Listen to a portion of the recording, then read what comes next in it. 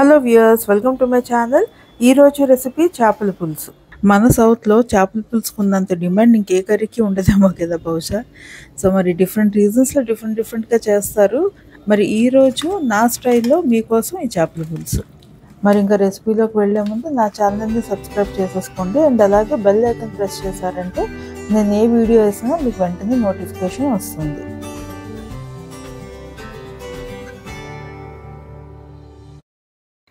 ఇక్కడ రో ఫిష్ ఒక 1 kg తీసుకున్నాను. ఇది రో ఫిష్ కొంచెం మనకి నీచు స్మెల్ వస్తుంది కదా, అది రాకుండా ఉండాలంటే మజ్జిగతో కొంచెం ఇలా వాష్ చేసుకుందామంటే స్మెల్ రాకుండా ఉంటుంది.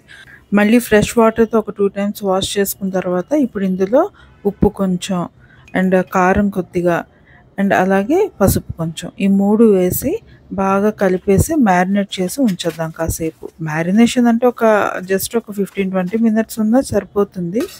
మూత పెట్టేసి వదిలేద్దాం. ఇప్పుడు ఈలోగా ఒక చిన్న జాలీలా దొరుకుతుంది మనకి. ఇప్పుడు ఈ జాలీ పైన ఉల్లిపాయలు ఒక 3 ఇలాగా కాల్చుకుందాము. ఇలా కాలిస్తే ఏంటంటే నిప్పుల పైన మనం కాలిస్తే ఎలాంటి టేస్ట్ వస్తుందో కొంచెం అలాంటి టేస్ట్ వస్తుంది అంతే. ఇటు అటు బాగా తిప్పుకొని కాల్చేసుకుందాం ఇవి. ఈలోగా కొద్దిగా చింతపండు ఒక గిన్నెలో తీసుకుని ఇది బాగా వాష్ చేసుకుని నానబెట్టి ఉంచేసుకుందాం. సో మరి ఈలోగా ఉల్లిపాయలు మనకు బాగా కాలుతున్నాయి కదా, ఇటు అటు తిప్పేసుకొని బాగా కాలిన తర్వాత ఇవి ఇప్పుడు ఒక ప్లేట్లోకి తీసేసుకుందాము. ఆ తొక్కలు కొన్ని ఉండిపోయి బుగ్గిలా ఉండిపోతుంది కదా, అది పడేసి మళ్ళీ అదే జాలి ఇలా పెట్టుకుని ఇప్పుడు ఒక టమాటాలు ఒక 2 ఇవి కూడా ఫ్రై చేసుకుందాం. అలాగే సేమ్ ఇటు అటు తిప్పుకొని బాగా ఫ్రై చేసుకుందాము. సో ఇప్పుడు మరి ఇంకా టమాటాలు కూడా ఫ్రై అయిపోయాయి కదా, ఇవి కూడా తీసి అదే ప్లేట్లో తీసేసుకుందాం. సో ఇప్పుడు ఇలాగ తొక్కలు తీసేసుకోండి, ఈజీగా వచ్చేస్తాయి చక్కగా నీట్గా. ఆల్రెడీ ఉడికిపోయి ఉంటాయి కదా, శుభ్రంగా నీట్గా వచ్చేస్తాయి. కానీ కొంచెం జారుగా ఉంటాయి ఉల్లిపాయలు, ఫ్రై చేసాం కదా. సో కాబట్టి జారుగా ఉంటాయి కాబట్టి కొంచెం నైఫ్ కట్ చేస్తున్నప్పుడు జాగ్రత్తగా కట్ చేసుకోండి. టొమాటోలు మనకి ఫ్రై అవుతాయి కానీ అంత జారుగా ఉండవు, కానీ ఉల్లిపాయలు కొంచెం జారుగా ఉంటాయి. ఇలాగ పొయ్యి కొంచెం క్లీన్ చేసేసుకుంది నీట్గా. మళ్ళీ అవి కట్ చేసుకుందాము. కట్ చేసినప్పుడు ఇప్పుడే జాగ్రత్త, కట్ అవుతాయి కొంచెం మనకి కరెక్ట్గా, కానీ మనం చూసుకోకపోతే కట్ అవుతుంది చెయ్య. మెత్తగా ఉంటాయి కాబట్టి మొత్తం కట్ చేసేసుకోవచ్చు. ఉల్లిపాయలు టమాటాలు ఇలా జస్ట్ హాఫ్ చేసుకుంటే చాలు, ఎందుకంటే గ్రైండే చేస్తాం కదా మళ్ళీ. సో ఇప్పుడు ఇవన్నీ ఒక గ్రైండర్లో వేసేసుకోండి. వేసేసుకొని ఒక 2 పాపీ సీడ్స్, గసగసాలు ఒక 2 టేబుల్ స్పూన్ తీసుకొని కొంచెం మెంతులు, ఇవన్నీ పేస్ట్లా చేసేసి ఉంచేసుకుందాం. ఇప్పుడు ఒక వెడల్పు గిన్నె తీసుకొని అందులో కొంచెం ఆయిల్ తీసుకోండి, కొంచెం ఎక్కువే. ఇందులో ఆవాలు జీలకర్ర కొంచెం మెంతులు అంతే. ఇవి కొంచెం చిట్పట్లు ఆడిన తర్వాత ఇందులో పచ్చిమిరపకాయలు వేసేసుకుందాం. చీలికల్లా కట్ చేసి వేసుకోండి, బాగుంటుంది. కరివేపాకు కొంచెం, ఇవి కొద్దిగా ఫ్రై అయిన తర్వాత అప్పుడు అల్లం వెల్లుల్లి ఈ 2 దంచి ఇంట్లోనే ఫ్రెష్గా దంచి వేసుకున్నారనుకోండి, టేస్ట్ చాలా బాగా వస్తుంది కర్రీకి. ఇవి కొంచెం వేగిన తర్వాత ఆయిల్లో అప్పుడు మనం ఆల్రెడీ పేస్ట్ చేసి ఉంచాం కదా, ఆ పేస్ట్ ఇందులో వేసేద్దాం.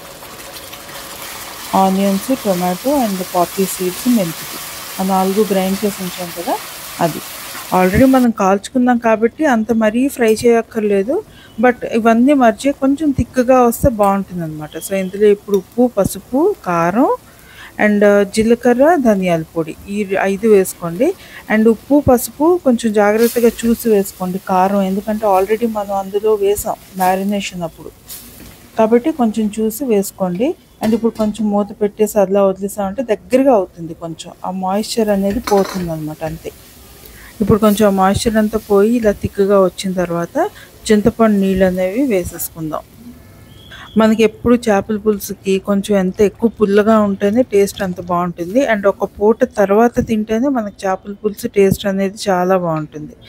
ఇప్పుడు మూత పట్టేసి మరకనిద్దాం. అలా చూడండి మరుగుతుంది కదా, మరుగుతున్నప్పుడు కొంచెం ఇలా కలుపుకుని అది థిక్గా రావాలి పులుసు. ఫిష్ చాలా తొందరగా మనకు కుక్ అయిపోతుంది కాబట్టి పులుసే ముందుగా మనకు కొంచెం థిక్గా వచ్చిందంటే కర్రీ బాగుంటుంది అనమాట. ఇప్పుడు ఇందులో అన్ని ఫిష్ పీసెస్ వేసేసుకోండి. ఫిష్ పీసెస్ వేసుకున్న తర్వాత మళ్ళీ ఎక్కువసేపు ఏమి ఉంచక్కర్లేదు, ఒక 15-20 minutesలో అయిపోతుంది. ఇప్పుడు కొంచెం ఇలా కదుపుకుని అసలు గెరిటి పెట్టొద్దు, మూత పెట్టేసి వదిలేయండి మరిగేంత వరకు. ఇప్పుడు ఇందులో ఈ పౌడర్ వేస్తున్నాను కదా, ఇది కొంచెం మెంతులు జీలకర్ర అండ్ ఆవాలు, ఆ పొడి చేసిన పౌడరు ఇది చాలా మంచి టేస్ట్ ఇస్తుంది పులుసుకి. కొంచెం కొంచెం మెంతులు, కొంచెం 1 టీ స్పూన్ ఆవాలు, 1 టీ స్పూన్ జీలకర్ర, అంతే. పొడి చేసుకుని అలా వేసేసుకోండి. ఈ పౌడర్ వల్ల మనకి పులుసు చాలా మంచి టేస్ట్ వస్తుంది. అండ్ ఎప్పుడు కూడా షార్ప్ గెరిట పెట్టి కలపొద్దు. ఇక్కడ నేను సిలికాన్ ల్యాడర్ యూజ్ చేస్తున్నాను కాబట్టి మధ్య నుంచి కొంచెం అలా కలుపుతున్నాను. లేదు అంటే 2 వైపులా హ్యాండిల్స్ పట్టుకొని ఇలా జస్ట్ మీరు కొంచెం కలిపినా సరిపోతుంది. ఇప్పుడు ఒకసారి కారం, ఉప్పు అది సరిపోయిందో లేదో ఒకసారి చూసుకోండి. అంతా సరిపోయింది అనుకుంటే కాసేపు అలాగ ఒక 10 నిమిషాలు పైకి కొంచెం ఆయిల్ తేలేంత వరకు అలాగ మరగనిద్దాం మూత పెట్టేసి. చూడండి, ఫిష్ పీసెస్ వేసాక ఒక్కసారి కలిపేసి ఒక 15 మినిట్స్ అలా మూత పెట్టి వదిలేస్తే ఇలా పైకి చూసారా బాగా ఉడికిపోతాయి ముక్కలు. అండ్ అలాగే ఒక మంచి ఆయిల్ పైకి వచ్చి ఇలా లేయర్లా ఫామ్ అవుతుంది. ఇలా ఉంటే చాలా టేస్ట్ చాలా బాగా వస్తుంది అన్నమాట పులుసు. ఒక్కసారి మళ్ళీ ఇలాగ కలుపుకొని ఇంకా మూత పెట్టేసి వదిలేయండి, చాలు. పులుసు అట్లీస్ట్ మినిమం ఒక 2 to 3 hours మీరు అలా వదిలేసారంటే కుక్ చేసిన తర్వాత అప్పుడు తింటే చాలా బాగుంటుంది. లేదు అంటే ఒక పూట వదిలేసినా, లేదు ముందు రోజు రాత్రి చేసుకుని నెక్స్ట్ డే మార్నింగ్ తిన్నా చాలా బాగుంటుంది పులుసు. ఇప్పుడు ఈ వీడియోలో చూపించేలా చేశారంటే మరీ అంత పలుచగా కాకుండా కొంచెం థిక్గా వస్తుంది పులుసు, బాగుంటుంది. సో ఇంకా అంతే, ఒక పైనుంచి కొత్తిమీరతో గార్నిష్ చేసేసుకోండి, చేసేసి ఆఫ్ చేసేసి మూత పెట్టేసి వదిలేయండి, అయిపోయింది, రెడీ పులుసు. సో మరి మీకు నచ్చింది కదా, ఇలా మీరు కూడా ఒకసారి ట్రై చేసి చూడండి అండ్ కామెంట్ చేయండి ఎలా వచ్చిందో. మరి మీకు నచ్చింది అని నాకు తెలియాలంటే తప్పకుండా లైక్ చేయడం మర్చిపోవద్దు. సో మరి మళ్ళీ ఇంకొక ఇంట్రెస్టింగ్ రెసిపీతో మీ ముందుంటే, అంతవరకు take care of yourself. This is Usha. Bye.